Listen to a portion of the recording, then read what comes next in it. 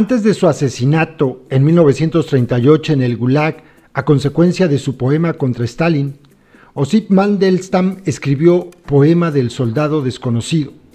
Más que una referencia a su propia muerte, como se ha querido ver, el poema habla de esa época de muertes masivas, donde se era asesinado junto con la multitud y el rebaño.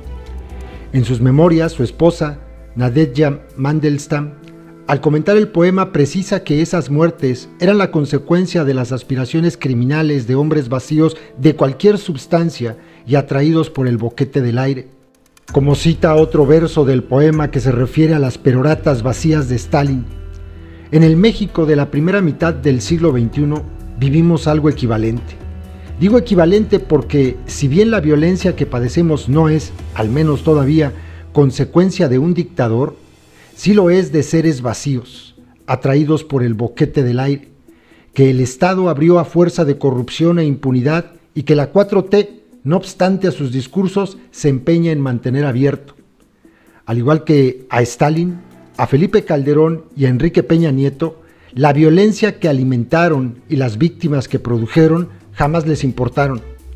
A Andrés Manuel López Obrador tampoco. No lo inquietaron durante los diálogos en el Alcázar del Castillo de Chapultepec, en donde, en 2012, displicente ante el sufrimiento y las demandas de las víctimas, se dedicó a perorar de que él no era como los de la mafia del poder. No le preocupan tampoco ahora que llegó a la presidencia. Una breve deferencia puramente electoral, lo sabemos ahora, lo llevó a simular su interés por la violencia y las víctimas en los foros para la pacificación y en los diálogos por la verdad, la justicia y la paz. Fuera de ellos, su silencio durante los 4 meses de su gobierno ha sido ominoso.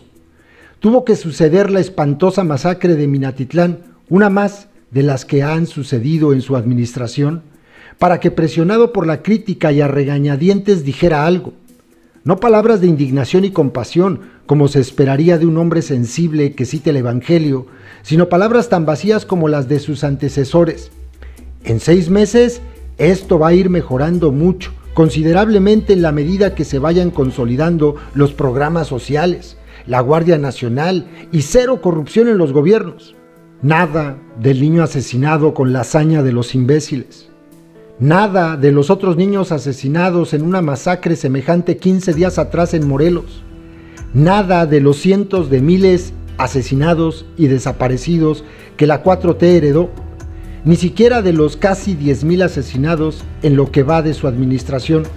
Lejos de ello, en estos 4 meses, además de disfrazar al ejército de Guardia Nacional, despidió al 20% de los trabajadores de la Comisión de Atención a Víctimas, bajo el sueldo a quienes aún trabajan en ella, y, pese a recomendaciones muy puntuales, no ha simplificado los trámites burocráticos que en la Comisión de Atención a Víctimas tienen a las víctimas revictimizadas. Lejos de ello, no ha dotado del suficiente personal a la Comisión de Búsqueda de Desaparecidos para enfrentar los cientos de fosas clandestinas que se han detectado. Lejos de ello, se ha negado a crear una política de Estado integral que atienda conjuntamente la justicia y la paz. Lejos de ello, maquilla estadísticas, recordemos la confrontación con Jorge Ramos, y en su confuso concepto del perdón, se niega a integrar una comisión de la verdad que permitiría iluminar las redes de complicidad que su boquete de aire alienta. El presidente ha reducido el tema de la violencia al silencio y, cuando, como sucedió en Minatitlán, no tiene más remedio que pronunciarse, a la banalidad de pretender resolverla en 6 meses de Guardia Nacional, de asistencialismo cristiano fifí y de desmantelamiento de la corrupción que no vemos por ninguna parte. Por ello, sus menciones al Sermón de la Montaña durante la Semana Santa suenan huecas, y sus citas de Jesús contra los fariseos un llamado a la violencia. Banalizada en el Twitter y en la conferencia mañanera, la razón cristiana solo sirve para encubrir el horror, satanizar a quienes disienten y evitar que la paz y la justicia lleguen algún día. Como es costumbre entre quienes no tienen más imaginación que culpar a otros de sus yerros, dirán, junto con AMLO, que soy de aquellos que quieren detener el avance de la Cuarta Transformación, de los que estamos constantemente criticando, de los que atacamos un día sí y al otro también.